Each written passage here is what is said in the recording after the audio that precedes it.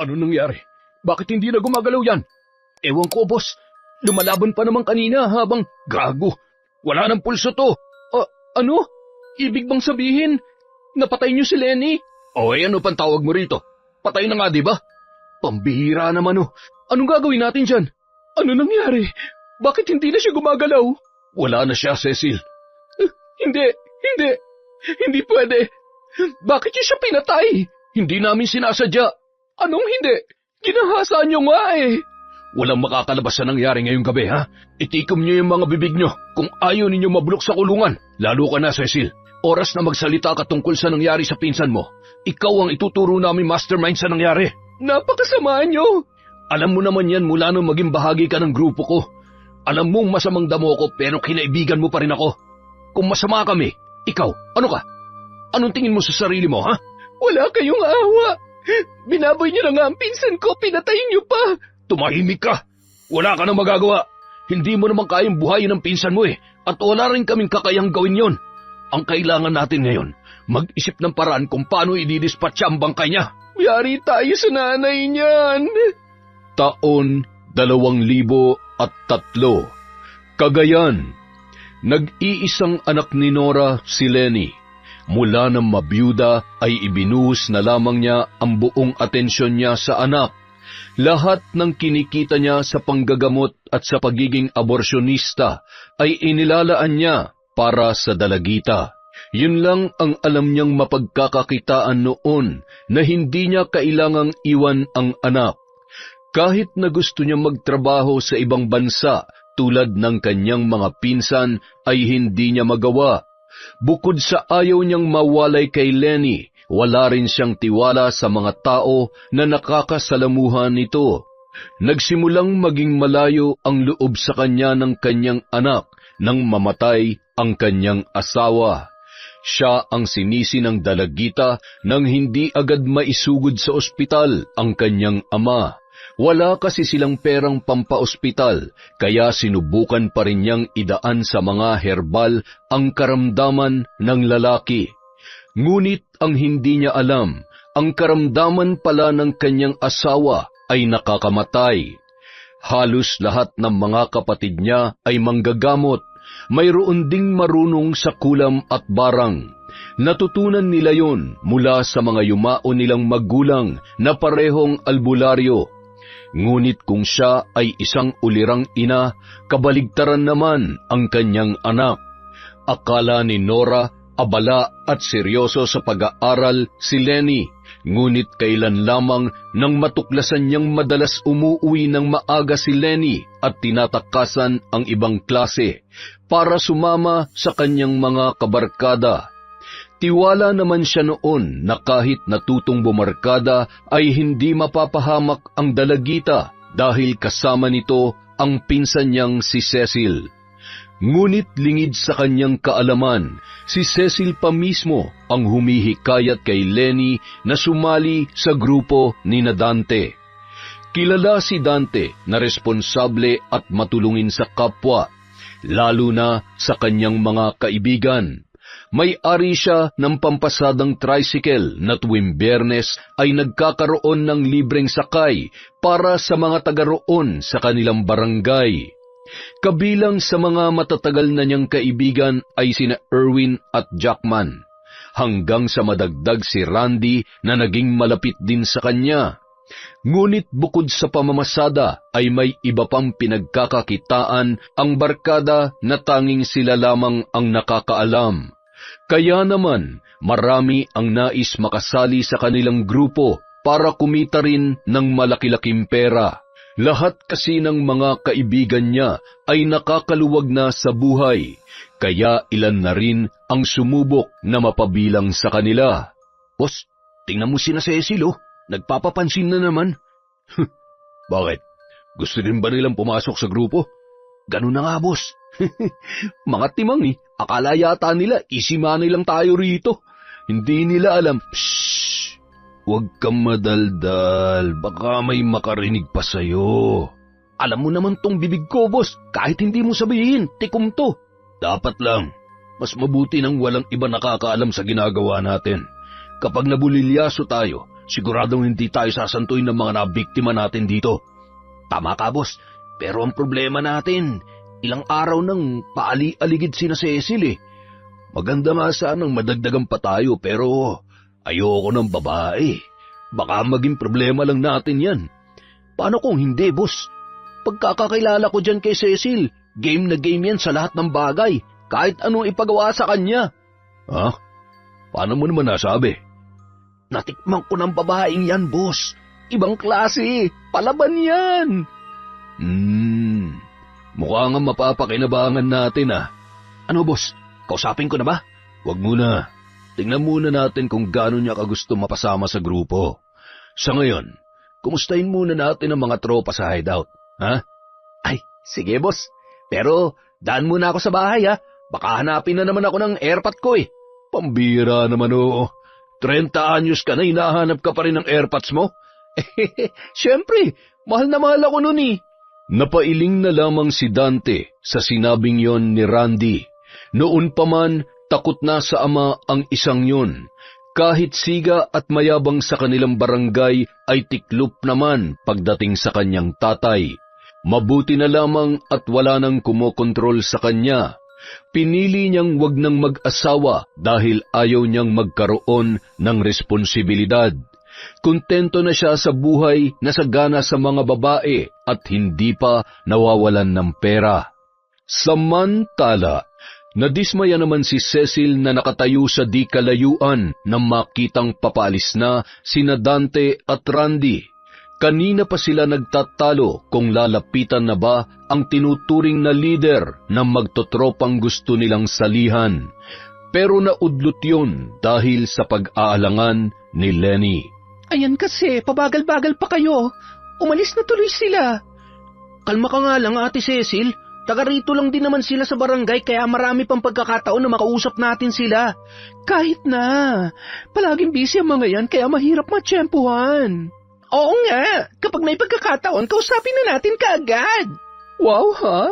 Sa'yo pa talaga nang galing? Samantalang kanina, nagpapabebe ka pa nung gusto ko nang lapitan si Dante. Huwag na nga tayong magtalo. Hayaan nyo, ako nang gagawa ng paraan para makausap natin sila. Mas maganda nga sana kung buong tropa nila makakaharap natin eh. Pero paano kung hindi nila tayo tanggapin? Di ba marami nang sumubok para maging bahagi ng grupo nila? Oo, ang dali kasi ng pera sa kanila eh. Yung mga kaklase ko nga dati, mula nung sumali sa kanila, nakabili na ng motor. Lagi pa nakakakain ng masarap na pagkain. Samantalang tayo, madalas tuyot mantika lang. Hoy, di ko pa naranasan mag-ulam noon, ha? Siyempre, alagang-alaga ka ng nanay mo eh. Kulang na nga lang, subuan ka noon. Kaya nga nagtataka ako kung bakit ka pa sasama sa amin. Kami na lang dapat ni Kalo. Tutal, wala namang sasabit sa amin kung sakali. Wala magulang na magagalit at wala ring magtatangkang pumigil. Daya nyo naman. May magulang ka pa naman ah. Pakisamahan mo na lang kasi na maayos ang nanay mo. Ang bait-bait nga ni Tiyang Nora eh. Oo nga, Lenny. Kung ako may ganong nanay, putya, di ako magpupumilit na mapasama sa grupo ni Boss Dante. Gusto ko lang naman kasing kumita ng malaki-laking pera para may pagmalaki naman ako sa mayayabang naming kamag-anak. Grabe kung laitin ako ng mga yun porket hindi na ako nakapagpatuloy sa pag-aaral. Tamad ka naman kasi talaga mag-aaral. Bakit ikaw? Tumatakas ka nga sa klase niyo para gumala eh. Sumbong kaya kita sa nanay mo. Kaya nga mas maganda kung huwag ka nang sumama sa amin, Lenny. Seryosohin mo na lang ang pag-aaral. Huwag ka nang tumakas sa klase. Di mo naman ikamamatay kung mag-aaral ka mabuti, di ba? Ang sabihin nyo, ayaw nyo lang ako magkapera. Diyan na nga kayo. Ang baduy nyo kasama sa plano, pabago-bago. Nagngingit-ngit ang kalooban na umuwi na lamang si Lenny. Hindi niya mapigilang makaramdam ng inis sa pinsang si Cecil at sa kaibigang si Kalo dahil magkakasama naman silang nagplano. Pero pagdating sa huli, iiwan din pala siya ng dalawang yon. Pagdating sa bahay, padabog na pumasok si Lenny at iritadong sumalampak sa mahabang upuan sa kanilang sala. Sakto namang kalalabas lang ng kanyang ina sa kusina. Nagtaka ito nang makita ang pagkabwisit sa muka ng kanyang anak. Oh anak, ano nangyari? Masama ba ang pakiramdam mo? Mukha ba ako may sakit, Nay? Yung bibig mo, Lenny, ha? Umayos ka sa pagsagot-sagot mo sa akin. Nanay mo pa rin ako. At sa tingin mo talaga masaya ako at natutuwa ako na may nanay akong kumikitil ng buhay ng isang sanggol? Ayos na nga sana manggagamot ka, kahit peke naman ang mga herbal mo, pero naglalaglag ka pa ng bata. Ano? Sino naman na may sabi sa'yong peke ang mga herbal ko? Mabisa ang mga yon. Sige, Nay, lokohin niyo pang sarili niyo. Huwag kang bastos, ha? Sumusobra ka na. Kung ayaw niyo nababastos kayo ng sarili niyong anak, gumawa kayo ng tama. Magtrabaho kayo na maayos, hindi yung kailangan niyo pang... Hindi ko desisyon yon. Sila lumalapit sa akin at hindi ko sila pinipilit. Hindi naman ako nagpabuntis para ayawan na buong sanggol pagkatapos ng lahat. Pero kung hindi dahil sa inyo, walang buhay na mawawala. Ginusto niyo pa rin yon, kaya pwede ba? Huwag kayo nagmamalinis. Magsasalita pa sana si Nora, pero tinalikuran na siya ng kanyang anak. Bagsak ang balikat na sinundan niya na lamang yon ng tingin. Ilang beses na nilang pinagtalunan ang tungkol sa bagay na yon at ipinaliwanag na rin niya kay Lenny na parte lamang yon ng kanyang trabaho. Pero hindi pa rin yon matanggap ng dalagita. Kinabukasan, sabik namang naghintay sa may kanto si Cecil nang sabihin sa kanya ni Kalo na daraanan siya roon ng tricycle ng isa sa mga barkada ni Dante. Iniimbitahan daw sila noon. Hindi pa man niya nakikita ang mga makakasama ay napapangiti na siya. Siguradong magiging masaya yun, lalo na't may usap-usapan na galante raw si Dante kapag may selebrasyon. Ilang sandali pa, huminto sa harap niya ang tricycle ni Dante, ngunit iba ang nagmamaneho nito. Mukhang yun na ang kanilang hinihintay at nakumpirma niya yon nang makilala ang driver na si Randy. Cecil, sakay na. Randy, ikaw pala. Akala ko si Dante nang susundo sa akin eh. Dismayado ka ba? Kamukha rin naman ako ni Boss Randy ha. Lamang lang siya ng isang paligo sa akin. Sus, kala mo naman talaga eh. Nasaan ba siya? Nasa hideout. Nandun na rin yung kaibigan mong si Kalo. Ikaw na lang ang hinihintay. Ibig bang sabihin, tropa niyo na rin ako? Malalaman mo pagdating doon. Pagdating sa hideout, napaawang na lamang ang bibig ni Cecil nang kaagad na tumambad sa kanya ang pahabang mesa na puno ng mga pagkain at inumin. Mukhang nagkakasiyahan na ang barkada roon, pero nang dumating sila ni Randy ay agad na humupa ang ingay. Lahat ng atensyon ay nakatuon na sa kanya. Napangisi si Dante nang makita ang dalaga. Welcome sa grupo, Cecil. Mula ngayon, tropa ka na namin. Basta magpapakabait ka lang at susunod sa akin, wala tayong magiging problema. Mataas ang respeto sa akin ng mga bata rito, kaya kung anong desisyon ko, yun ang iiral sa grupo. Pero kapag wala naman tayong kailangang gawin at nasa kasiyahan tulad nito, pantay-pantay lamang tayo. Kaibigan niyo ako at kaibigan ko kayo. Oh, tagay! Welcome sa grupo, Cecil. Ibig bang sabihin, magkakaibigan na talaga tayo? Oo, kaya kung ako sa'yo, inumin mo na yan. Sinunod naman ni Cecil ang sinabi ni Dante. Ininom niya ang alak na laman ng basong ibinigay ng lalaki. Ilang sandali pa, unti-unti na siyang tinablan ng kalasingan nang ang bawat katropa niya ay nag-abot na rin ng tagay sa kanya. Makalipas ang mahigit 1 oras, nakaramdam na ng pagkahilo ang dalaga. At nang dumilim na ang kanyang paningin, ay namalayan na lamang niya ang pagsalo sa kanya ni Dante. Hindi niya na namalayan ang mga sumunod pang nangyari. Samantala, napailing na lamang si Nora na masaksihan ang maingay at magulong selebrasyon ng mga kaibigan ni Dante. Noon pa man ay duda na siya sa kabutihang ipinapakita ng lalaki. Hindi siya naniniwala na masyado itong mabait at matulungin sa mga taga-roon sa kanila. Hindi pa lang siya sigurado at wala pa siyang patunay, pero malakas ang kanyang kutob na hindi lahat ng perang mayroon ng lalaki ay galing sa mabuti. Lalampasan na sana niya ang hideout ni Dante nang mapansin niya yon na may buhat-buhat na babae habang naglalakad papunta sa may kalakihang kubo. Napakunot noo ang babae nang mapansing pamilyar yon sa kanya. Teka, si Cecil ba yun? Aba, si Cecil nga. Saan kaya siya dadalhin ni Dante? Nasagot ang kanyang katanungan nang makita niyang ipasok ni Dante sa kubo ang kanyang pamangkin.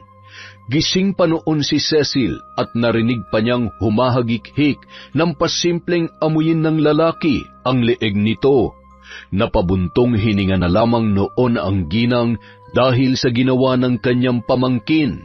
Hindi na bago sa kanya na iba't ibang lalaki ang nakakasama ni Cecil, ngunit ang ikinakatakot niya ay ang kaligtasan nito sa grupo ni Dante sakaling may ginagawa ngang iligal ang mga yon. Pero mas pinili niyang hindi na lamang makialam dahil siguradong hindi siya sasantuhin ng lalaki kapag may ginawa siyang ikagagalit na magkakabarkada. Kinabukasan, nagising na lamang si Cecil na masakit ang buong katawan at halos hindi na makabangon sa higaan.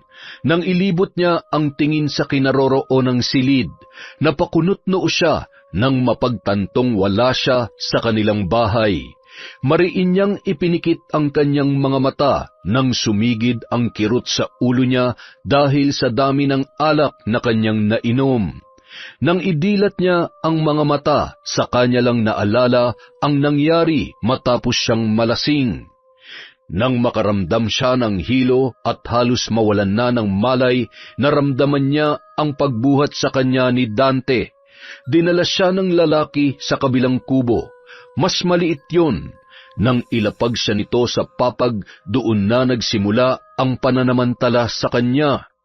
Halos hindi na niya maimulat ang kanyang mga mata ng mga sandaling yun habang pinagsasawaan siya ni Dante.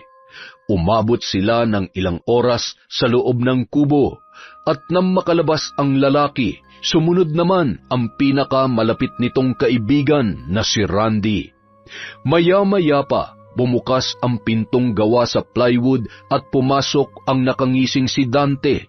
Napahinto ang pagmumuni-muni niya dahil sa presensya ng lalaki. Nanlilisik ang mga matang sinalubong niya ito ng tingin. "Oh, gising ka na pala." Anong ginawa niya sa akin? "Ay, huwag kang mag-isip ng kung ano-ano. Isipin mo na lang, walang mangyari na hindi mo ginusto. Ganun lang." Hayop ka! Pinagsamantalahan niyo ako! "Huwag ka nga mag-inarte. Di ba may nangyari na sa inyo ni Randy? O, ano pang bago ron? Inulit niya lang naman ah. At yung sa ating dalawa, alam kong gusto mo rin yun. Hindi ka naman tumanggi kagabi ah. Humahagik-gik ka pa nga nung dalhin kita rito eh. Lasing na lasing ako noon. Pero alam mo nangyayari, di ba?" Oo, pero... "Oh, anong problema? Huwag na natin pagtalunan to. Ayoko ng problema ha. Hoy, kaibigan ka na namin ngayon dahil pasok ka na sa grupo. Yun naman ang gusto mo mangyari, di ba?" Sino pang ibang gumalaw sa akin? "Huwag kang mag-alala, dalawa lang naman kami ni Randy. Hindi ka ginalaw ng iba natin tropa. Kaya ngayon, gusto kong alisin mo na ang pag-aalinlangan mo. Hindi mo kami kalaban dito, magkakakampi tayo. Isasama ka na rin namin sa mga racket namin para naman kumita ka ng pera." Ano ba yung sinasabi mong racket nyo? "Pagnanakaw." Ano? Mga magnanakaw kayo? Oo, pero maingat kami kaya walang iba nakakaalam ng mga ginagawa namin. At ngayon makakasama ka na rin namin. Walang ibang dapat makaalam ng tungkol dito. Ha? Kapag nalaman ko na may iba kang pinagsabihan, hindi mo magugustuhan ang gagawin namin sa'yo. At sa pamilya mo. Pagkakaibigan ba talaga meron sa grupo nyo? O tinatakot mo lang sila kaya sila sumusunod sa'yo? Tunay ang samahang meron kami, Cecil. Solid, kumbaga. Kaya kung ako sa'yo, makikisama na lang ako para sa ikabubuti ng lahat. Pag-uusapan natin mamaya kung anong maitutulong mo sa racket namin. Huwag ka mag-alala, nakadepende sa magiging ganap mo ang parte makukuha mo. Kapag malaki magagawa mo para sa amin, malaking halaga rin ang mapupunta sa'yo. Mas madali ka makakaipon nun. Bukod pa ron, magiging kakampi mo na kami sa lahat ng bagay. Lahat ng magiging laban mo, magiging laban na rin namin. Hindi mo lang kami magiging kaibigan, magiging pamilya mo pa kami. Basta ang itatak mo lang dyan sa isip mo, simpleng barkadahan lang ang meron tayo. hindi isang grupo ng magnanakaw. Ano, ayos ba? Sige, payag ako. Basta hindi magkakagulangan sa hatian, game ako dyan. Yan ang gusto ko sa'yo. Pero may isa pa sana akong sasabihin eh. Yung babaeng kasama mo nitong nakaraan, interesado rin ba siyang sumali sa atin? Hindi. Huwag na natin siyang isama rito. Malaking gulo kapag napasama siya sa atin. Bakit naman? Basta. Nagpasya si Cecil na hindi na lamang banggitin ang tungkol sa tiyahin niyang si Nora na masamang magalit, lalo na kung malalagay sa alanganin ang kaisa-isa niyang anak. Nanatili na lamang tikom ang kanyang bibig. Ang mahalaga na lamang sa kanya ay hindi niya kasama si Lenny.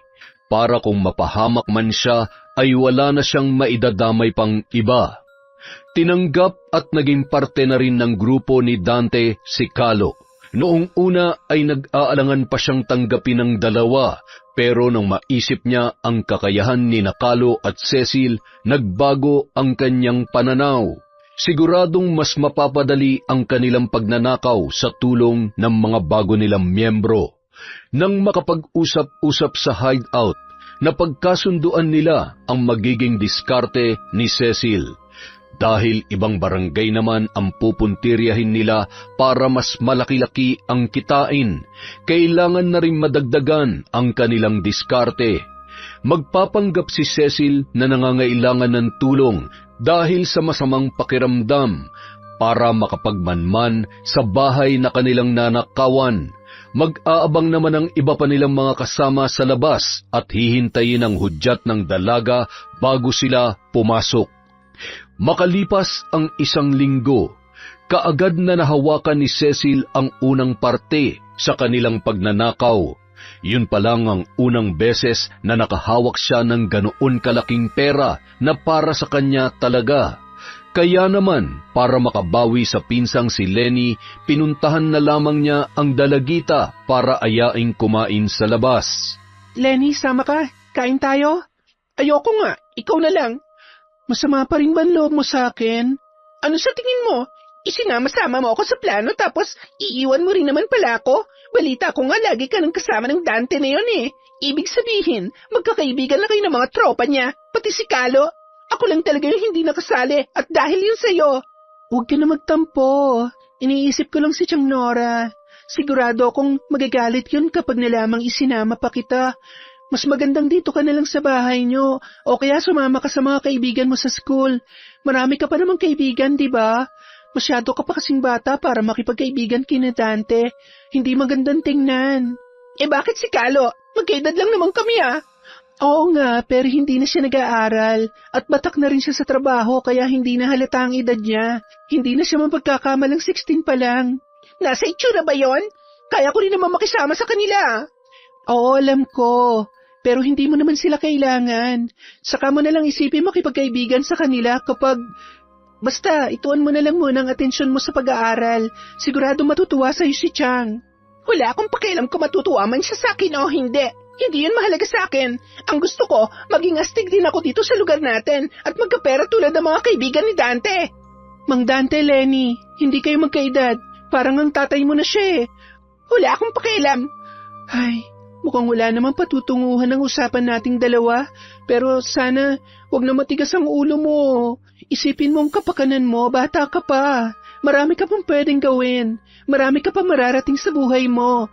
Bakit ba ang drama-drama mo? Hindi ko kailangan yan. Kung talaga may malasakit ka sa akin, di sana hinahayaan mo na lang ako maging masaya. Pinagsarhan ni Lenny ng pinto si Cecil, kaya wala na siyang nagawa kundi ang umalis na lamang. Pero nakakailang hakbang pa lang ang dalaga ay agad siyang napahinto nang masalubong ang kanyang tiya Nora. Kinausap mo ba si Lenny? Opo, Chang. Inaaya ko po kasi siyang kumain sa bayan. Sa fast food lang naman po sana.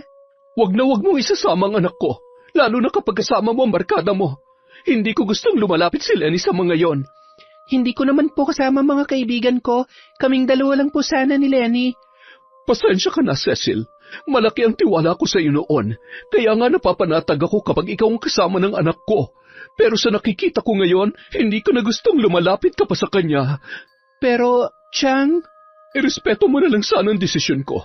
Alam mo kung bakit ako naghihigpit sa kanya ngayon. Kasama ka na sa grupo ni na Dante at Randy, hindi ba? Hindi ko gusto ang karakas na magkaibigang yon. Lahat sila. Malakas ang pakiramdam ko na may ginagawa silang kalokohan at ayoko madamay ron ang anak ko. Hindi ko alam kung anong dahilan mo sa pakikipagkaibigan sa kanila pero kung ano man yon, labas na ako ron. Hindi ako makikialam basta't lubayan mo si Lenny. Teka lang naman po, Chang. Para namang napakasamang tao na ni na Dante sa tono ng pananalita nyo. Nakita ko kayo sa hideout nila nung isang araw. Masyadong magulo, magagaslaw.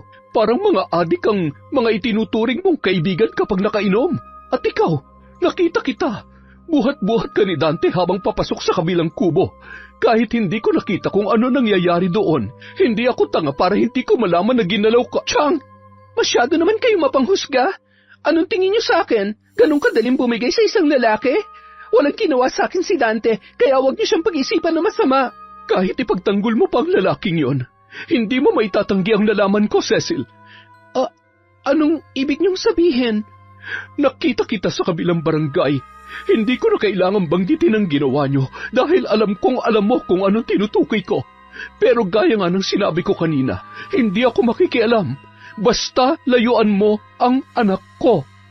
Kitang-kita ni Nora kung paano namutla si Cecil matapos ang kanyang mga sinabi.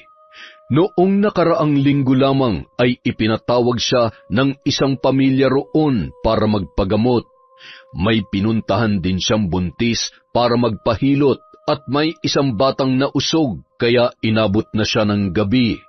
Nag-alok ang ama ng batang ginamot niya na ihatid na siya pa uwi pero habang inilalabas ng lalaki ang gagamiting motor, nakaagaw pansin noon ang 6 na taong pare-parehong nakabonet at nakaitim na jacket. Kinabahan siya nang makitang kalalabas lang ng mga yon sa may kalakihang bahay sa di kalayuan. Mag-aalas 12 na noon kaya tulog na ang mga tao sa buong paligid. Wala nang makikitang pakalat-kalat sa kalye kaya hindi siya napansin ng mga yon. Nakita niya ang isa na nagtanggal ng bonnet habang hawak ang bag na mukhang kinuha sa pinanggalingang bahay. Kahit hindi siya magtanong, malakas ang kutob niya na grupo yon ng mga magnanakaw. Ngunit ang nagpagulat sa kanya ay nang makita niya ang babaeng unang nagtanggal ng bonnet at hindi siya maaaring magkamali sa mukhang nakita niya na magpalinga-linga pa yon sa paligid.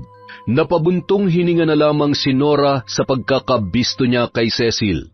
Doon niya nakumpirma na tama ang hinala niya na may iligal na ginagawa ang grupo ni Dante at hindi lang basta magkakaibigan ang mga yon.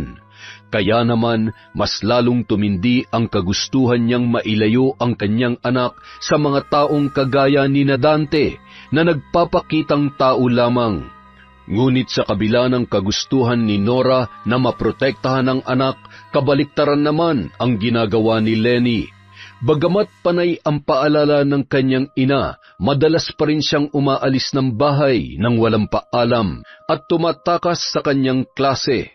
Ngunit nang malaman yon ng kanyang ina, maghapon siya nitong binantayan para hindi makaalis ng bahay.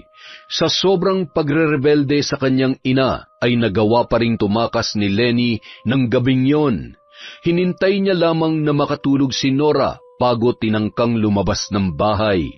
Patingkayad siyang naglakad patungo sa may pintuan at nang makarating doon, buong ingat naman niya yung binuksan sa takot na magising ang kanyang ina. Nang makalabas, dumiretso siya sa alam niyang madalas tinatambayan ni na Dante, ngunit bago pa man siya makarating doon ay nakita na siya ng kanyang pinsan. Teka, si Cecil ba yun? Bakit nakaitim silang lahat ng mga kasama niya?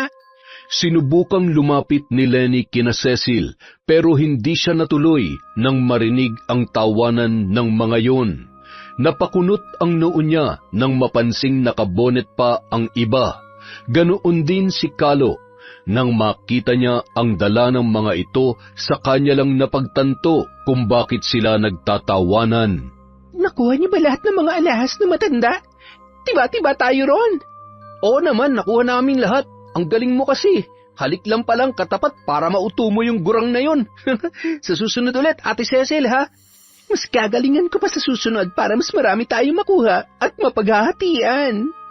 Hindi nakita ni Lenny si Dante, pero kumpleto ang mga kaibigan ng lalaki. Umarko ang kaliwang kilay niya na mapagtanto kung ano ang ginawa ng mga yun. Nakangisi siya naglakad para lapitan ang magkakaibigan na nagkakasiyahan pa rin habang tinitingnan ang mga ninakaw na alahas. Ang iba sa kanila ay may hawak pang libo-libong pera. Kaya pala ang lakas na loob mo mag-ayang kumain sa labas dahil pag nanakaw na pala ang bago mong trabaho. Lenny, ganyan palang ginagawa nyo kaya marami kayong pera, ha? Anong ginagawa mo rito? Ikaw ang dapat na sumagot sa tanong ko. Kaya ba ayaw mo akong pasalihin kasi ganyan ang ginagawa nyo? Kung alam mo na palang mga magnanakaw sila, bakit ka pa pumayag na maging kaibigan nila? Hoy, ang ingay mo. Kuya Randy, baka magsumbong yan. Talaga magsusumbong ako. Ire-report ko kayo, mga magnanakaw. Akala ko pa naman matitino kayo kaya gustong-gusto ko kayong maging kaibigan. Tapos malalaman ko ngayon na hindi naman pala kayo dapat hangaan. Dahil ang mga itinutulong nyo at ang mga perang tinatamasa nyo galing sa nakaw. Lenny, huwag ka maingay, please. Mapapahamak ka lang sa ginagawa mo. Bakit ha? Anong gagawin niyo sa akin? Puputulan ka namin ng dila. Randy, baka naman pwedeng pauwi na lang natin siya. Hindi naman siya magsasalita eh. Sinasabi niya lang na magsusumbong siya dahil sa galit niya sa akin. Anong dahil sa galit ko sa'yo? Magsusumbong ako dahil mali ang ginagawa niyo. Nananamantala kayo ng ibang tao. Siguro, hindi lang pagnanakaw ang ginagawa niyo, ano? Lenny, huwag ka na magsalita. Mapapahamak ka lang. Ngunit sa kabila ng mga paalala at pakiusap ni Cecil, nagpatuloy pa rin sa pagbabanta ang dalagita. Hindi yun nagustuhan ni Randy kaya kinausap nito ang kanyang mga kasama na sapilitang isama ang dalaga sa kanilang hideout. Tinutulan yun ni Cecil at pinigilan ang mga kaibigan niya, pero ni isa sa mga yun ay walang nakinig sa kanya kaya wala na siyang nagawa pa. Napaiyak na lamang si Cecil nang busalan ang bibig ng kanyang pinsan habang isinasakay sa tricycle patungo sa kanilang hideout. Pagdating nila roon, kaagad na ring dumating si Dante na siyang kakausap kay Lenny. Sinubukan nilang kumbinsihin ang dalaga na makipagkaibigan na lamang sa kanila at wag na magsalita, pero nanindigan yon na mali ang kanilang ginagawa. Nang magmatigas pa si Lenny, hindi inaasahan ni Cecil ang mga sumunod na nangyari. Nang gabi ring yun, pinagsamantalahan ng buong barkada ang walang kalaban-laban na dalaga. Halos magwala si Cecil sa kanyang pagmamakaawa para sa pinsan, ngunit hindi siya pinakinggan ng kanyang mga kaibigan. Kailangan daw gawin yon para matakot at hindi na magsalita pa si Lenny. Pinilahan ng 5 magkakaibigan na pawang mga lalaki ang kaisa-isang anak ni Nora. Wala siyang kaalam-alam noon na nasa matinding kapahamakan na pala ang dalaga. Hanggang sa bigla na lamang inatake ng hika si Lenny at wala man lang nakapansin noon na kinakapos na pala yon ng hininga. Nang tumigil sa panlalaban at hindi na makagalaw, doon pa lamang napagtanto ng mga kalalakihan na wala na palang buhay ang kanilang pinagsasamantalahan. Ano nangyari? Bakit hindi na gumagalaw yan? Ewan ko, boss. Lumalaban pa naman kanina habang gago. Wala nang pulso to. Ano? Ibig bang sabihin, napatay niyo si Lenny? O ano pang tawag mo rito? Patay na nga, di ba? Pambihira naman Anong gagawin natin dyan? Ano nangyari? Bakit hindi na siya gumagalaw? Wala na siya, Cecil. Hindi pwede. Hindi ito maaari. Bakit niyo siya pinatay? Hindi namin sinasadya. Anong hindi? Ginahasa niyo nga eh. Walang makakalabas sa nangyari ngayong gabi, ha? Itikom niyo yung mga bibig niyo kung ayaw ninyo mabulok sa kulungan. Lalo ka na, Cecil. Oras na magsalita ka tungkol sa nangyari sa pinsan mo. Ikaw ang ituturo namin mastermind sa nangyari. Napakasama niyo! Alam mo naman yan mula nung maging bahagi ka ng grupo ko. Alam mong masamang damo ko pero kinaibigan mo pa rin ako. Kung masama kami, ikaw, ano ka? Anong tingin mo sa sarili mo, ha? Wala kayong awa. Binaboy niyo na nga ang pinsan ko, pinatay niyo pa. Tumahimik ka. Wala ka na magagawa. Hindi mo naman kayang buhay ng pinsan mo at wala rin kaming kakayang gawin yon. Ang kailangan natin ngayon, mag-isip ng paraan kung paano ididispatcha ang bangkay niya. Yari tayo sa nanay niyan. Bobo, kaya nga wala dapat makalabas tungkol dito, di ba? Kung tatahimik kayo at aarte na parang walang nangyari, hindi kayo pagdududahan. Wala naman nakakita sa atin Walang testigo at wala ring ebidensya na tayo nga nakapatay kay Lenny. Boss, ano kaya kung itapon na lang natin sa irrigation ng bangkay niya? Baka sakaling pag dun siya nakita, isipin na lang na nalunod siya. Nang sang-ayunan ni Dante ang suhestyon ni Randy, kaagad na kumilos ang magkakaibigan para itapon sa irrigation ang bangkay ni Lenny. Balak sana nilang itapon na lang sa kung saan pero naisip nila na baka kapag nagkaroon ng investigasyon ay madali na lamang silang maituturo.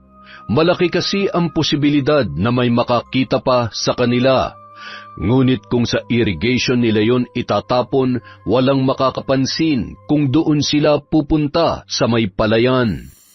Ngunit bago pa man nila yun magawa, kumuha muna ng may kalakihang bato si Dante. Nagtaka ang mga kasama niya kung ano ang kanyang gagawin. Wala siyang sinagot sa kahit na sinong nagtanong. Hindi rin siya humingi ng opinyon. Walang sabi-sabi niyang nilapitan ang nakahandusay na katawan ni Lenny at walang pangingiming pinukpok ng bato sa ulo hanggang sa halos madurog na ang muka ng dalaga. Napasinghap na lamang ang mga kasama niya sa kanyang ginawa ng mga sandaling yun. Nang buhatin ng mga kaibigan niya ang bangkay, ipinasama na rin niya ang bato para itapon sa irrigation. Kinabukasan, nang magising si Nora ay kaagad niyang kinatok ang anak sa kabilang kwarto. Batid niyang nagtatampo pa rin ang dalagita kaya balak sana niyang suyuin at ipagluto na lamang ng masarap na almusal para makabawi. Ngunit nakakailang katok na siya ay wala pa ring sumasagot. Anak, nagtatampo ka pa rin ba kay nanay? Pasensya ka na talaga kung hindi kita pinayagang umalis kahapon. Kailangan lang kitang protektahan. Ngunit nananatiling walang sagot ang kanyang anak. Kaya naman nagdesisyon na siyang buksan ang pintuan sa pag-aakalang natutulog pa yon. At nang tuluyan niya nang maitulak ang pinto, ganoon na lamang ang pagkagulat ni Nora nang mapagtantong wala pala roon ang kanyang anak. Hinanap niya yon sa loob ng banyo at sa labas ng bahay, pero hindi niya yon mahagilap. Pasado 11:00 na ng tanghali, pero wala pa ring Lenny na nagpapakita kay Nora. Pero dahil naisip niyang baka nasa barkada lang ang anak, ay bahagya pa siyang napanatag. Hindi naman yun ang unang beses na tinakasan siya ni Lenny. Ang ipinagtataka niya lang, maaga siyang nagigising, kaya kung umalis man si Lenny, tiyak na madilim pa nang lisanin nito ang kanilang bahay. Nasaan na kaya ang batang yon? Anong oras na? Hindi pa rin siya umuwi. Parang kinakabahan na tuloy ako. At doon na nga nagsimulang makaramdam ng kaba ang ginang. Lalo na noong pumatak na ang 4:00 ng hapon na hindi pa rin nagpapakita ang kanyang anak.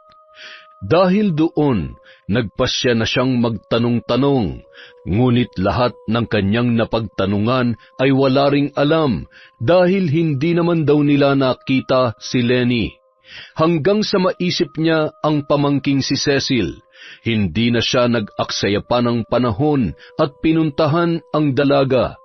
Kaagad siyang nagtungo sa bahay nito para makausap ang kanyang pamangkin.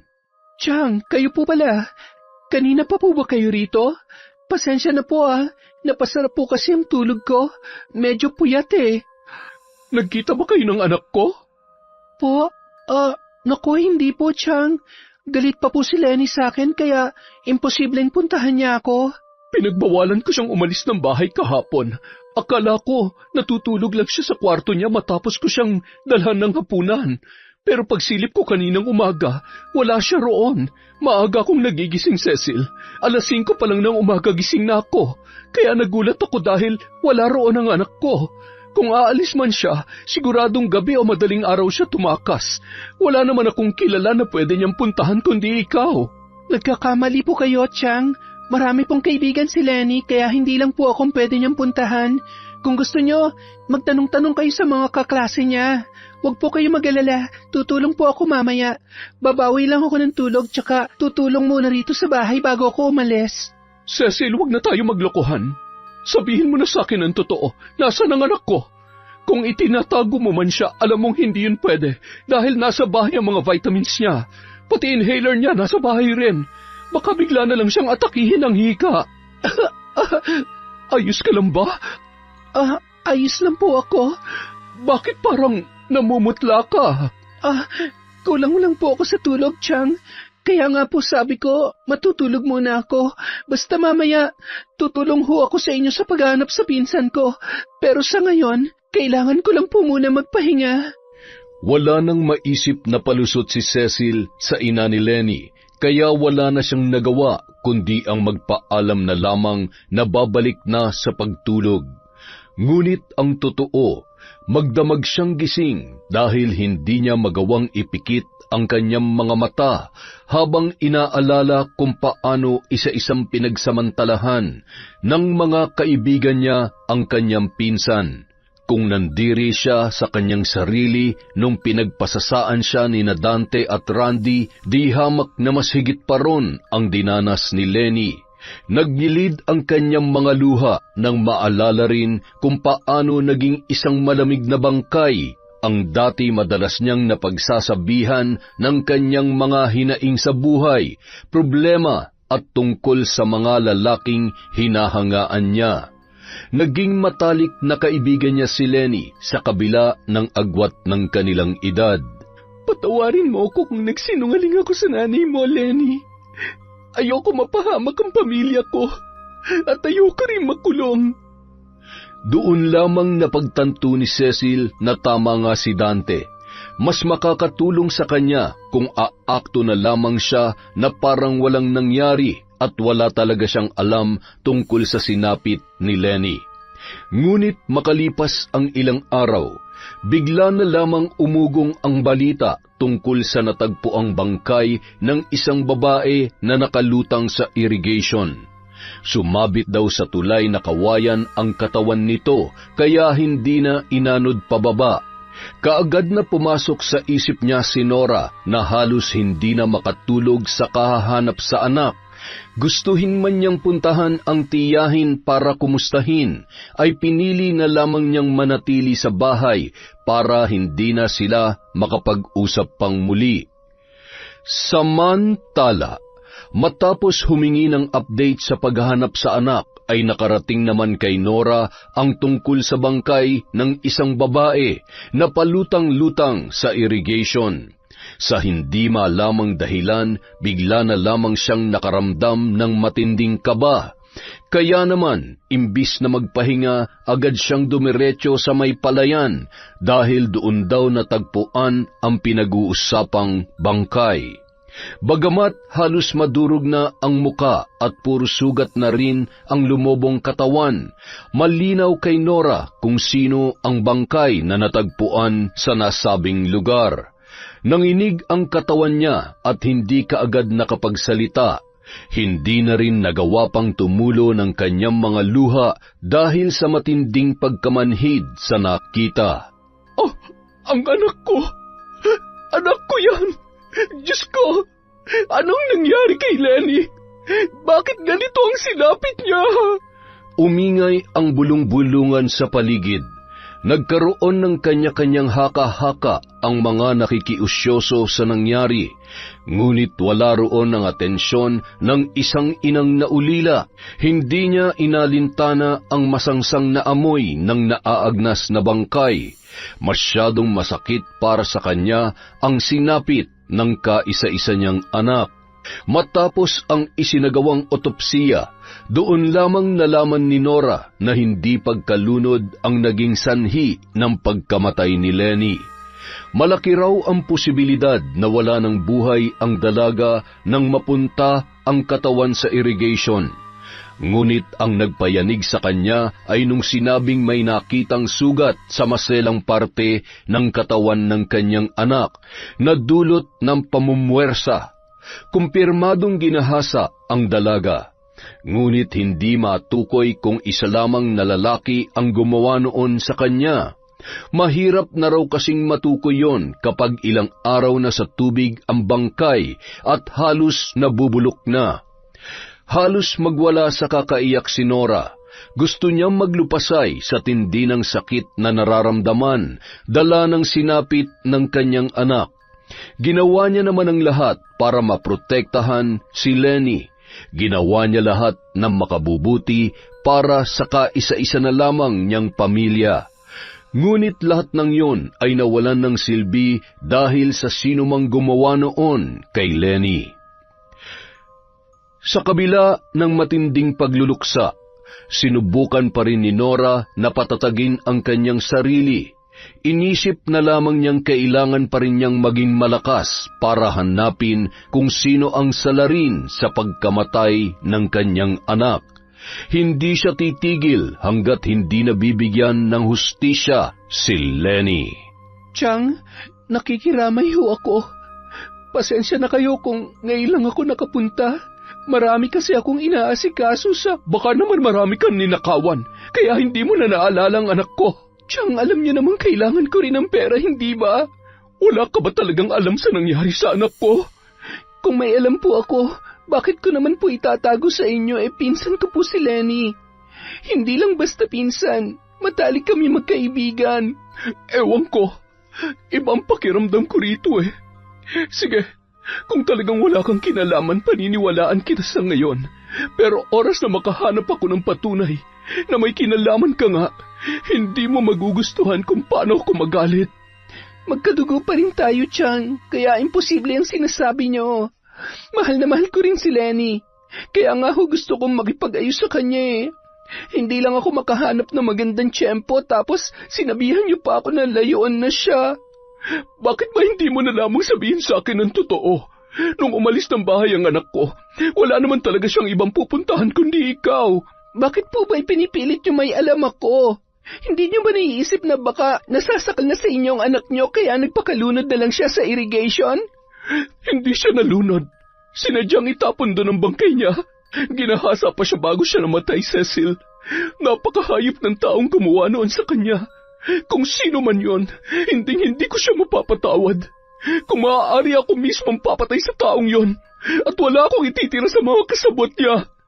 Kahit ano pang banta ang gawin niyo sa akin, wala talaga akong alam sa sinasabi niyo, kaya please lang, Chang. Hindi ako nandito para husgahan niyo. Nandito ako para makipaglamay at masamahan ko ang pinsan ko. Kahit sa mga huling gabi na lamang ng lamay niya. Hindi kita pagbabawalan. Alang-alang na rin sa pinagsamahan niyo magpinsan. Pero oras na may malaman ako, kilala mo ako, Cecil. Hindi na lamang ako magsasalita pa.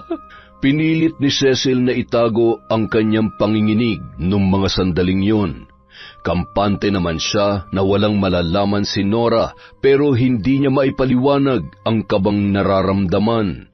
Sa pagkakakilala kasi niya sa tiyahin kapag nagbantayon ay siguradong tototohanin at gagawin ng walang pag-aalinlangan. Kaya naman, matapos makipaglamay ay pumunta siya kaagad sa bahay ni Dante. Anong ginagawa mo rito? Gabing-gabi na. Huwag mong sabihin ikaw naman na may pangangailangan ngayon, kaya... Dante, may problema tayo. Anong problema? Hindi mo ba nabalitaan? Nakita ng bangkay ni Lenny na palutang-lutang sa irrigation. Oh, ano naman kung nakita ng bangkay niya? Natatakot ka? Sus, wala namang ebidensya makakapagturo na tayong pumatay ah. Anong tayo?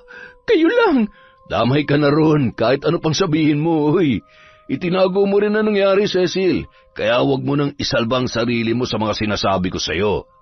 Kapag nalaman ng tiyahin ko na may kinalaman tayong lahat, sinasabi ko sa'yo, ibang magalit yon. Bakit? Pumapatay ba siya ng tao? Higit pa ron ang kaya niyang gawin. Anong ibig mo sabihin? Kaya niyang... Boss! Boss! Nariyan ka ba?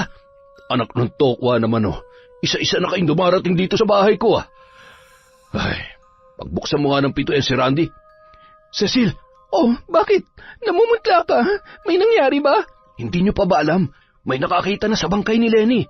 Gago. Sa tingin mo ba hindi pa yung makakarating sa amin? Nauna pa nga dumating si Cecil kaysa sa iyo At pareho pa kayo nang inaalala. Bakit ba kasi kayo kinakabahan? Siguradong bulok na sa tubig ang katawan ng babaeng yun kaya wala na silang makukuhang ebidensya na makapagtuturo sa atin. Boss, paano kung may nakakita pala nung itapon natin yung bangkay niya? May nag-report na ba? Wala pa. Wala pa naman pala Binulabog niyo ako rito para mag-alala sa isang bagay na hindi naman dapat pinuproblema. Pambira naman kayo. Magsiuwi na nga kayo. Bagamat nag-aalangan, napilitan na lamang umuwi si Cecil. Pero habang naglalakad sa daan, hindi siya mapakali at palinga-linga sa paligid. Pakiramdam niya bigla na lamang magpapakita ang kaluluwa ni Lenny sa kanya para magpaalala. At hindi nga siya nagkamali. Maya-maya lamang umihip ang napakalamig na hangin. Binilisan niya ang mga hakbang ngunit tila bumigat ang kanyang mga paa. Hindi pa siya nakakalayo nang makarinig ng mahinang boses. Hindi siya maaaring magkamali. Boses yon ng kanyang pinsan. Dahil sa takot ay kumaripas na siya ng takbo pauwi sa kanilang bahay. Pagdating niya roon, wala rin siyang kasama kaya muli na naman siyang binalot ng takot. Ilang sandali pa, muntik na siyang mapatalon sa labis na pagkagulat nang makarinig ng sunod-sunod na katok. Tigilan mo na ako, Lenny! Ayoko na! Paulit-ulit niyang isinigaw yon, hanggang makarinig ulit siya ng isa pang boses. Umiling-iling ang dalaga habang humahagulhol. Pinagsisisihan na niya ang nangyari. Nagsisisi siya na wala siyang ginawa para sa kanyang pinsan. Maya-maya pa, bigla na lamang siyang natauhan nang marinig ang sigaw ng kanyang tiyahin mula sa labas. Cecil, buksan mo itong pinto! Chang! Kaagad siyang tumakbo sa may pintuan para papasukin ang kanyang tiyahin. Tumambad sa kanya ang galit na galit nitong muka na wari handang manakit anumang oras. Chang! Umamin ka na, Cecil. Anong kinalaman mo sa pagkawala ng anak ko? Sabihin mo na sa akin bago pa man ako may gawin sa'yo. Alam mo na kayang-kaya kitang paaminin sa ibang paraan, kaya huwag mo nang pahirapan ang sarili mo.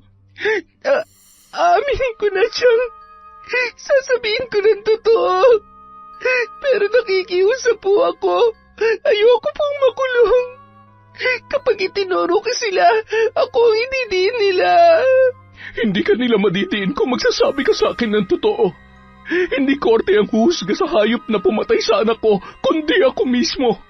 At sisiguraduhin ko sa iyo na mas masahol pa sa hatol ng husgado ang ipapataw ko sa kanila. Chang, nung tumakas po kasi si Lenny sa inyo, nakita niya kami. Kagagaling lang namin sa pagnanakaw. Nakita niya mga alahas na dala namin, pati yung pera. Narinig niya rin ang pinag-uusapan namin. Natakot ang mga kasamahan ko na magsusumbong si Lenny dahil nagbabanta siya sa amin. Magsusumbong daw siya sa mga pulis dahil mga magnanakaw daw kami. Anong ginawa niyo sa kanya? Tiyang, pinigilan ko po sila. Sinubukan kong iligtas si Lenny pero inilayo nila sa akin ang pinsan ko. Dinala siya sa hideout para turuan ng leksyon. Ginahasa siya ng mga kaibigan ko. Lahat sila, pati si Dante. Pinagpasapasahan nila si Lenny. Pero habang pinagsasamantalaan siya ni Randy, hindi niya namalayan na hindi na pala humihinga si Lenny. Nalaman nilang nila nung hindi na siya nagalaw. Hindi namin alam kung ano ikinamatay niya pero ang duda ko, baka inatake siya ng hika habang hinahali siya ng mga kasama ko, Chang. Hayop! At wala ka man lamang nagawa. Hindi mo sila pinigilan. Ginawa ko yan, Chang. Ginawa ko lahat na makakaya ko. Pero tinakot nila ako. Noong una pa lang, ginawa na rin nila sa akin yun. Ginahasa rin nila ako, kaya ako ang natanggap sa grupo nila. At ginamit pa nila ako sa pagnanakaw. Inaakit ko ang pagnanakawan namin. Kapag tumanggi ako, babalikan nilang pamilya ko. Gagalawin nilang kapatid ko, kaya ginawa ko na lang ang gusto nila. Mga hayop! Hindi na sila naawa sa anak ko. Menor de edad pa lamang si Lenny, Cecil. Hindi pa siya nakakatapos ng pag-aaral. Nagsisimula pa lamang siya sa kolehiyo. Patawarin niyo po ako, Chang. Patawarin niyo ako kung wala akong nagawa para iligtas siya. Natakot din po ako para sa sarili kong buhay at sa mga kapatid ko. Sa pagkakakilala ko sa kanila, sigurado akong kayang-kaya nilang gawin ang mga ipinagbanta nila sa akin. Hindi ako papayag na walang mananagot sa nangyari kay Lenny. Ibigay mo sa akin ang pangalan ng lahat ng mga kaibigan mo na bumaboy sa anak ko. Sisiguruhin kong pagdurusahan nila ang lahat. Sagad hanggang buto ang kasamaan nila, kaya ganun din ang parusang ibibigay ko sa kanila. Bagamat hindi isinama ni Nora sa mga sisingilin si Cecil, ay hindi niya pa rin yon magawang patawarin. Sa lahat ng taong malapit sa kanyang anak, si Cecil ang pinakahuling maiisip niya na gagawa ng ganoong bagay. Itinago pa rin ng dalaga ang tunay na pangyayari at nagsinungaling pa rin sa kanya, kaya hindi niya yon matanggap. Hindi niya na pinatagal pa ang lamay ni Lenny. Nangutang siya at humingi ng tulong sa iba pa nilang kaanak para mabigyan ng maayos na libing ang anak sa isang pribadong sementeryo. Sa mismong araw ng libing, bago pa man tabunan ang kabaong na kinalalagyan ng taong inalagaan at minahal niya sa loob ng maraming taon, tahimik siyang nagsagawa ng isang ritual. Bumubuka ang kanyang bibig, ngunit walang tinig na lumalabas mula roon. Ngunit sa isip niya ay ang matinding paghihiganti para sa 5 taong lumapastangan sa kaisa-isa niyang kayamanan. Makalipas ang ilang araw, nagulat na lamang si Dante nang mabalitaan ang pagkawala ng isa sa kanyang mga kaibigan. Si Erwin, ang kaibigan niyang yun, ang sumunod sa kanya sa panggagahasa kay Lenny nang gabing mamatay ang dalaga. Ngunit ang kanyang ipinagtataka, karumal-dumal ang itsura ng kanyang kaibigan nang matagpuan ang kanyang bangkay sa loob ng isang kwarto. Ngunit bago pa man daw yun, ilang araw na yung nagsasalita ng mag-isa na parang may ibang nakikita. Dagdag pa ang mga pasa sa katawan na parami ng parami habang lumilipas ang oras. Gayon din ang pagtubo ng mga bukol sa kanyang katawan na kalaunan ay pumuputok at nagiging malalaking sugat na may masangsang na amoy. Masyado raw malansa yun. Sa pangalawang araw pa lamang mula nang pumutok ang mga bukol at naging sugat, kaagad na nabulok ang lamang kinakapitan noon. Halos bumaliktad ang sikmura ni Dante nang sabihin sa kanya ng ama ni Erwin na noong pinisil daw nito ang sugat ng kaibigan niya, imbis na nana o dugo ay maliliit na uod ang lumabas. Ano? Mga uod? Paano naman magkakauod ang mga sugat sa loob lang ng ilang araw? Yun nga ang sabi sa akin ng tatay ni Erwin eh. Hindi kaya binarang siya? Yung nga rin ang iniisip ko eh. Wala namang ibang pwedeng maging dahilan para maging ganong kalala ang kalagayan niya. Kahit magaling na doktor ang titingin sa kanya, sigurado masisiraan ng ulo kapag nakita yung katawan niya. Nako, masyadong malupit ang parang na yun. Pero alam mo, iniisip ko, sino naman ang may matinding galit sa kanya para gawin ng ganong kabrutal na pagpapahirap hanggang sa siya'y mamatay? Sa pagkakaalam ko, ganun daw talaga ang parang, Boss Dante. May intensyon na patayin ang sino man mabibiktima. Sabihin mo ang buong tropa mamaya. Pupunta tayo sa unang gabi ng burol ni Erwin. Magbibigay tayo ng tulong doon. Sige, boss. Sasabihan ko po sila. Masyadong marami nangyayari ngayon kaya wala muna tayong magiging lakad, ha? Hindi muna tayo magnanakaw. Ay, teka. Ano na nga palang balita kay Cecil? Bakit di na nagpapakita yun, ha? Na-depress na yata, boss. Ilang araw nang hindi lumalabas sa bahay nila eh. Sabi nga nung kapatid niya na nakausap ko kanina, halos hindi na raw lumalabas ng kwarto. Hindi na rin kumakain na maayos. Siraulo rin talaga yung babaeng yun, ha? Sa ginagawa niya, baka sumunod din siya kay Erwin. Anong gagawin natin sa kanya, boss? Baka tuluyan ang kumalas sa atin yun. Hayaan niyo na muna. Babalik din yun. Baka hindi niya lang matanggap ang nangyari sa pinsan niya.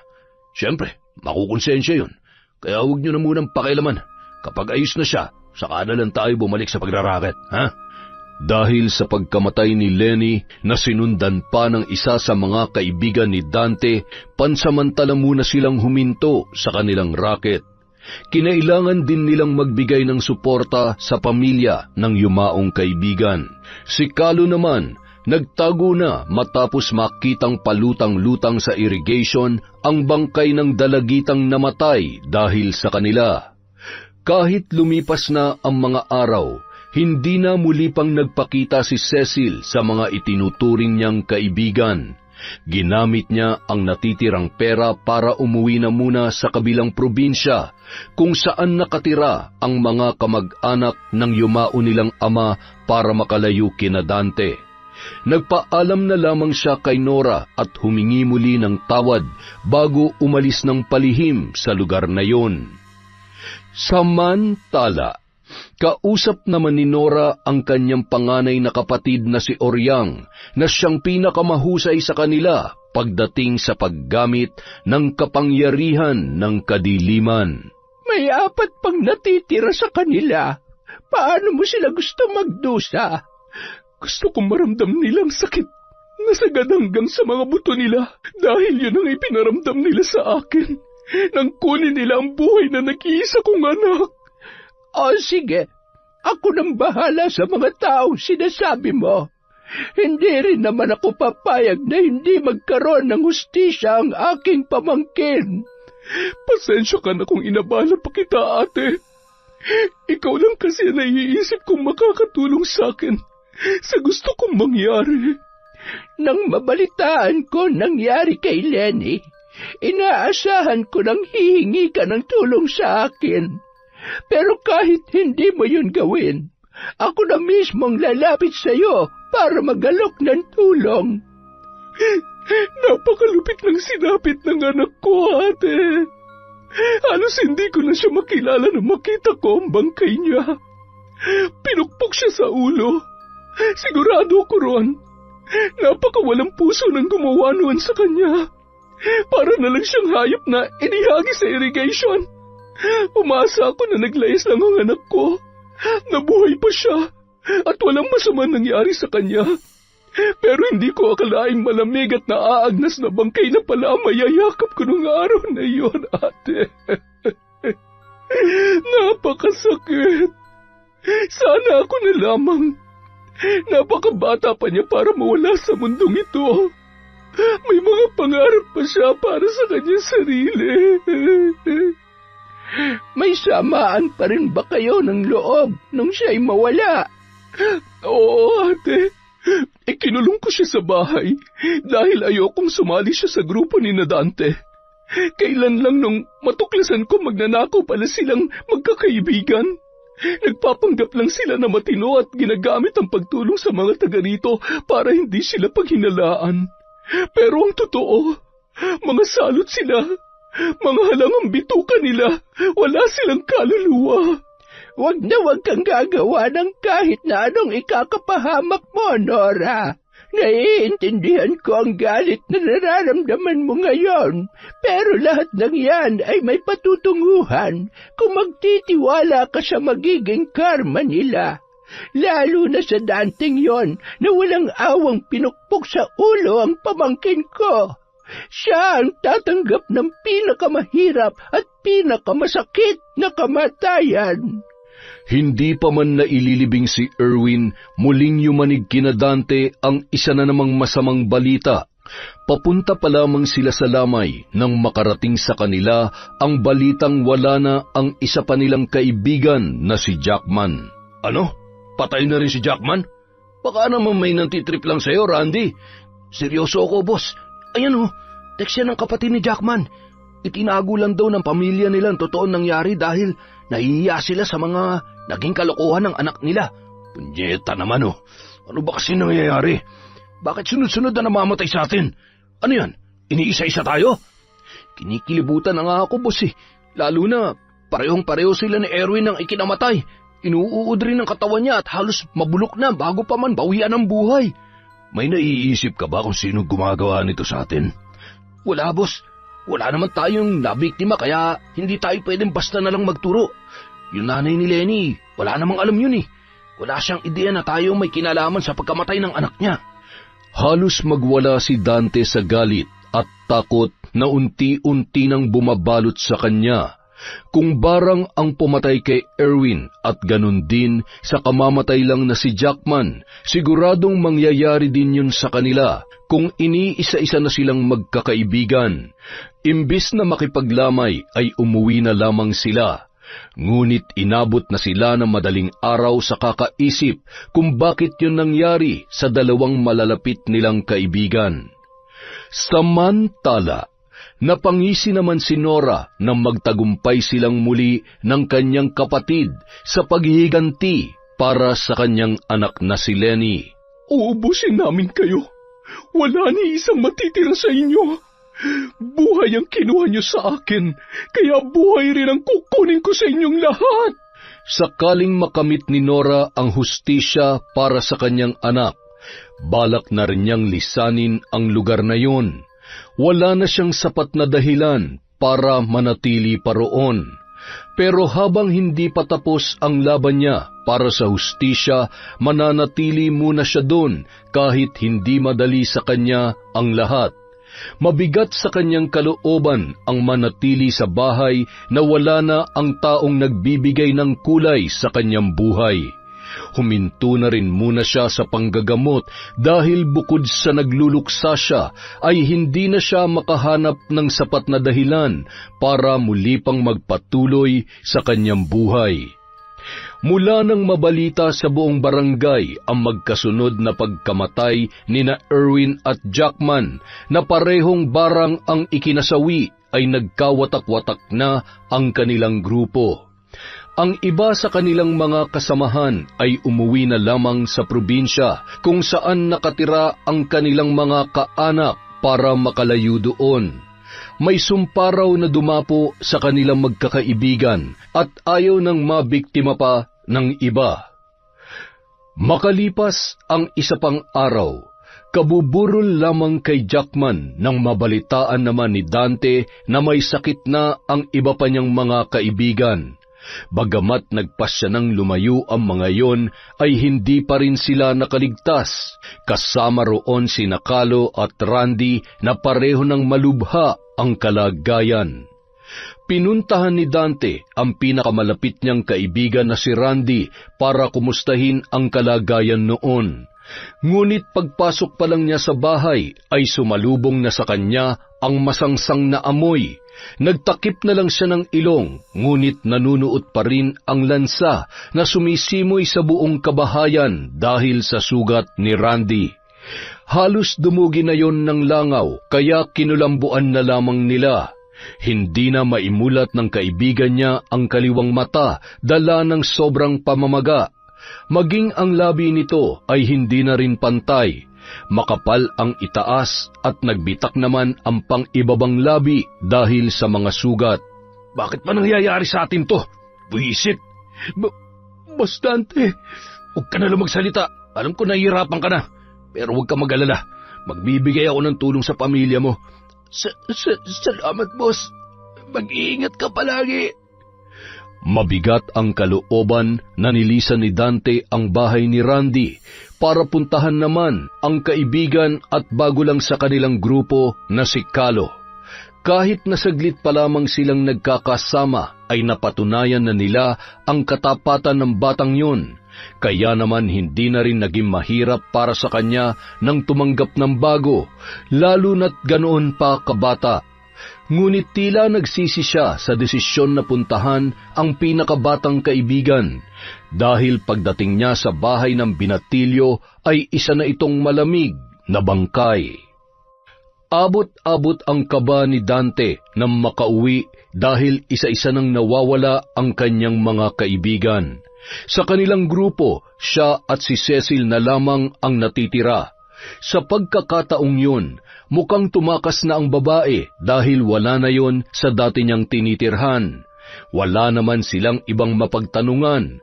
Tanging ang nanay lamang ni Lenny ang maaari niyang kausapin pero nag-aalangan siyang pumunta ron dahil sa nagawang kasalanan. Baka yun pa ang maging dahilan para siya ay mabisto ng ginang. Imbis na sa upuan ay napasalampak na lamang sa sahig si Dante habang tinatawagan ang numero ni Cecil. Bakit mo pa ako tinatawagan? Gusto ko nang kumalas sa grupo mo, Dante. Anong kumalas? Magkakaibigan tayo rito. Bakit hindi ka man lang nagpaalam sa amin? Bakit pa ako magpapaalam? Alam ko namang hindi niyo ako pakakawalan kung magsasabi ako sa inyo. Pabayaan niyo na ako. Gusto ko na mamuhay ng tahimik, yung malayo sa gulo. Alam mo ba kung ano nangyari sa mga kasamahan natin? Wala na sila. Patay na sila. Si Randy na lang ang buhay ngayon, pero naghihingalo na rin. Wala akong balita sa nangyayari dyan. Kung ano man ang nangyari sa kanila, karma na rin nila yon sa ginawa nila sa pinsan ko. Ano? Mga kaibigan natin ang pinag-uusapan dito. Talaga? May kaibigan bang ginagahasa, Dante? May kaibigan ba na pagbabantaan ng buhay mo, ng pamilya mo? Sige nga, sabihin mo sa akin kung kaibigan ba talagang tawag mo ron. Hayop ka, Cecil. Ano yan, ha? Pinakinabangan mo lang kami? Kayo mas nakinabang sa akin. Sunod-sunod na napamura si Dante nang babaan siya ni Cecil ng tawag. Akala pa naman niya ay tunay na ang samahang nabuo nila sa kabila ng mga naging pananakot niya noong una. Pero naghihintay lang pala ng pagkakataon ang babaeng yon para makaalis at makalayo sa kanila. Siya na lamang ang natitira. Hindi niya alam kung anong maaaring mangyari sa kanya sa mga susunod na araw, ngunit kailangan niya yung paghandaan. Kinagabihan, pinipilit makatulog ni Dante, ngunit pabalik-balik siya sa banyo dahil sa pananakit ng tiyan at sa panay na pag-ihi. Mas lumala pa yon nang makaramdam na rin siya ng pagkahilo. Patakbo siyang nagtungo sa lababo at doon sunod-sunod na napaduwal habang sapu-sapu ang kanyang ulo. Sumigid ang matinding kirot na tila mabibiyak yon. Nasundan pa ang kanyang pagsusuka, ngunit sa pagkakataong yun, natigilan siya nang mapansing tila may gumagalaw sa mga isinuka niya sa lababo. Ha? Ano yun? Sa labis na pagtataka, inilapit pa ni Dante ang kanyang muka sa lababo. Kaagad siyang napasigaw nang tumalsik ang itim na uod sa kaliwang mata niya at tila mabilis na nanuot yun. Kinusot-kusot niya ang kanyang mata para maalis ang napakaliit na uod pero hindi niya yun matanggal.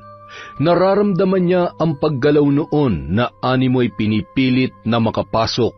Napangiwi siya sa tindi ng pangangati. Nang hindi na siya makatiis ay kinusot niya ng kinusot ang kaliwang mata. Naglakad siya patungo sa may salamin na nakatayo sa may sala. Ganoon na lamang ang panlalaki ng kanyang mga mata nang mapagtantong hindi na lamang basta namumula ang parteng kinusot niya. Mabilis na namaga ang gilid nito. Nang titigan niya yon sa salamin, kinilabutan siya nang makita ang tila paggalaw ng kung anong nasa loob ng namamagang parte. Paglipas ng mga oras, tinubuan na rin ng mga bukol si Dante, ngunit ang pinaka hindi inaasahan, una yung tumubo sa magkabilang kamay niya. Pati ang palad niya ay hindi nakaligtas. Oras lang ang itinagal bago pumutok ang mga bukol na wari may pumisa sa mga yon para maging sugat. Doon na napaluha ang lalaki, dala ng matinding sakit. Nagsabay-sabay ang pagkirot ng mga sugat niya at ng kanyang ulo na tila binibiyak, kaya halos inuntog niya na yon sa pader. Nagsisigaw siya sa sakit, humingi ng tulong. May mga dumating naman para siya'y tulungan, pero gulat na gulat ang mga kapitbahay niya sa kanyang sinasapit. Naging usap-usapan ang kanyang kalagayan na tulad rin sa mga yumao niyang kaibigan. Doon niya na nabalitaan na binawian na pala ng buhay si Randy nang hindi nakayanan ang kanyang nararanasang sakit. May iilang nagmalasakit at tumawag ng albularyo para matingnan ang kanyang kalagayan. Ngunit kahit 2 albularyo na ang sumubok, ni isa sa mga yon ay walang umubra, hanggang sa tuluyan ng nakaratay sa kama si Dante. Kung hindi dahil sa mga taong nagmamagandang loob na tumulong sa kanya, ay baka nabulok na lamang siya roon. Ngunit kinagabihan, isang hindi inaasahang bisita ang dumating sa kanyang bahay. Sino ka? Paano ka nakapasok dito? May humingi ng tulong sa akin. Ang sabi, kailangan mo raw ng manggagamot. Hindi ikaw ang kailangan ko. Umalis ka rito. Bakit? Kilala mo ba kung sino ako? Oo, ikaw ang nanay ni Lenny. Alam ko kung bakit ka nandito. Ano, masaya ka na ba sa nakikita mong kalagayan ko? Bakit? Karapat dapat ka bang mahirapan? May dahilan ba para parusahan ka ng ganyan? Pwes, kahit hindi ka umamin, alam ko na ang lahat. Ikaw ang pumukpok ng bato sa ulo ng anak ko. Wala kang puso. Pinagsamantalahan niyo na nga ang anak ko. Pinatay at tinapon niyo pa sa irrigation na parang walang kwantang hayop. Kaya ngayon, tanggapin mo ang pinakamatindi mong karma. Hindi lang yan ang sasapitin mo. Maghintay ka dahil magkikita-kita rin kayo ng mga kaibigan mo sa impyerno. Pero huwag ka mag-alala. Matagal pang mangyayari yon. Mas matinding parusa kung mas matagal ka pang magdurusa sa kalagayan mong yan. Pagkasabi noon, iniwan na ni Nora ang lalaki. Halos lahat ng mga manggagamot sa barangay at sa mga karatig baryo ay kakilala niya. Kaya ni isa sa mga yon ay walang nagtangkang gumamot sa lalaki. Tumagal ng mahigit 1 linggo ang pagdurusa ni Dante, hanggang sa siya na mismo ang tumapos sa nararanasan niyang pagdurusa. Napangisi na lamang si Nora nang mabalita ang nagpatiwakal ang lalaki. Tapos na! Nabigyan na ng hustisya ang anak mo. Ikaw, kailangan mong patawarin ang sarili mo sa mga nangyari sa kanya. Hindi ko alam, ate. Hindi ko nga alam kung paano ko magsisimula ngayong wala na si Lenny. Hindi ko alam kung para kanino pa ako mabubuhay. Hindi pa naman ang huli ang lahat para sa iyo, Nora. Marami ka pang pwedeng gawin. Isa kang manggagamot. Kailangan ka ng mga tao. Matutulungan mo sila. Parang napapagod na ako, ate. Sigurado kung hindi gugustuhin ng anak mo na basta ka na lamang sumuko. Subukan mo pa rin bumangon. Kahit hindi na dito. Kung gusto mo, pumunta ka sa ibang lugar, yung mas tahimik at malayo sa makakapagpaalala sa iyo sa bangungot na nangyari sa lugar na ito. Sa huli, sinunod ni Nora ang sinabi ng kanyang kapatid. Lumipat siya ng tirahan at ipinagpatuloy ang kanyang panggagamot. Pero huminto na siya sa paglaglag ng bata dahil yon ang madalas na pinag-aawayan nilang mag-ina. Isa pa, napapanaginipan niya si Lenny. Yon ang gustong mangyari ng kanyang anak, ang magpatuloy siya sa pagiging isang mahusay na manggagamot at hindi sa pagiging aborsyonista. Ginawa niyang inspirasyon ang yumaong anak sa kanyang ginagawa. Taon-taon pa rin niyang binibisita ang puntod noon kahit na may kalayuan na ang tinitirhan niya. Dahil yon ang kanyang ipinangako bago siya umalis, na hindi magiging hadlang ang distansya nila para hindi siya makadalaw. Hindi nagtagal, may nakilala rin siyang lalaki. Halos magkaedad lamang sila. Biyudo na yon pero may 2 anak na babae. Mabait si Freddy at maalaga sa mga anak, kaya hindi naging mahirap para sa kanya na tanggapin yon at muling buksan ang kanyang puso na muling magmahal. Hindi na siya magkakaanak pa dahil sa kanyang edad, pero hindi nawawala ang kanyang puso at nananatiling buhay roon si Lenny, kaya naging masaya pa rin siya. Ibinubuhos na lamang ni Nora ang pagmamahal sa 2 dalaga na naging malapit din kaagad sa kanya. Doon niya napagtanto na totoo nga ang sinabi ng kanyang kapatid na hindi pa huli ang lahat para sa kanya. Kaya hindi siya nagsisisi na nagpatuloy pa rin siya sa buhay sa kabila ng pinakamalaking dagok na kanyang pinagdaanan. Yon! Isa na namang malupit na kwento. Maraming salamat po ulit, sobra-sobra, mula sa Kwentong Enteng. Dahil dyan, magsha-shoutout ulit tayo. Parami ng parami. Simulan natin kay Ashley Hillary Paslon. Hello po kay Cherry Bliss Salazar. Hi kay Edgardo Fontanilla, sa Jaime Family of Bukidnon from Salomon Jaime. Hello po kay Ondiano TV, kay Jake Official and Pro Bacon Official, Rapsa ng Bacon. Sa Shooting at Gabawan Family of Iloilo from MGS 14. Hello po kay Anal Le Valiega, kay Virginia Pontillas, kay Rachel Requina.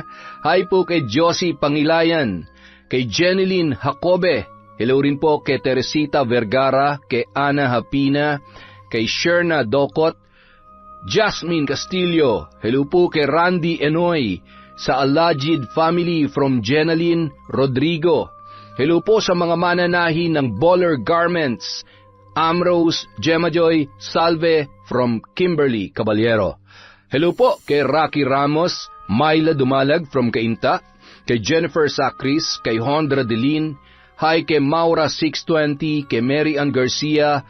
Hello kay Eric Nermal, kay Aida Sikander, kay Mami from Doha, Qatar. Hello po kay Ate Aya, kay Rose Maricao, kay Faye Yuson.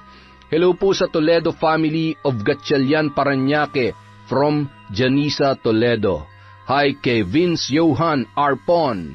Hello po kay Monica Nieves, kay Kenzo, kay Maylene Maniego. Shout out kay Lovelyn Poras from Diaries Yuki. Hello po sa Alde Family from Rico. Hi kay Sandalwood, kay Annalyn Cantara, kay Lydia Lopez, kay Annalisa Cañete, kay Randy Malyari. Hello kay Jenny Cabubas, kay Lane Cardiente.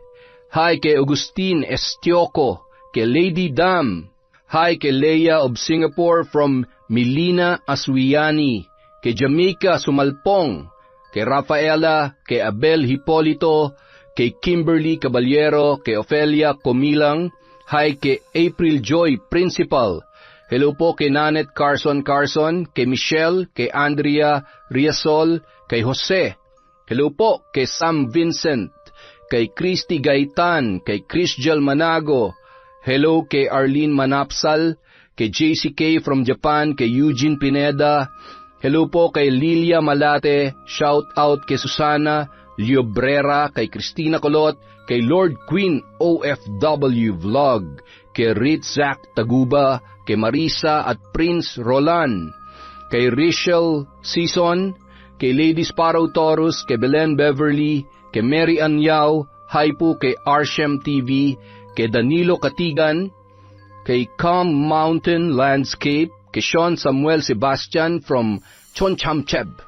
Hi kay Shauma TV, kay Nene Danola, kay Bertudes Melanie, Marites Pinca, Michelle Alegado, kay Miriam Elemino, kay Virginia Belay, kay Lynn CTV, kay Christine Olasiman, kay Aileen Lauson. Hello po kay Chona Bainosa, kay Carmina Oman, kay Teresa Barcelona, Zoe Sky Zorilla, kay Zairab Sharif, kay Genevieve Virtuso, kay Ka-Astro Channel, hello po kay Miss Maura, kay Emily Cosino, kay Candida De Balucos, kay Rosalina Bogayong, kay Gina Cañaveral, kay Kyrie Umeres, hi kay Mardy Suzuki, kay Maria Grace Grefaldia, kay Chinita Kat Mixion, kay Leonida San Victores, hello po kay Milaine Jordaline, kay Glonda Reserva, at syempre kay Gerver Tampus. Maraming salamat po sa walang sawang pagsuporta sa Kwentong Enteng.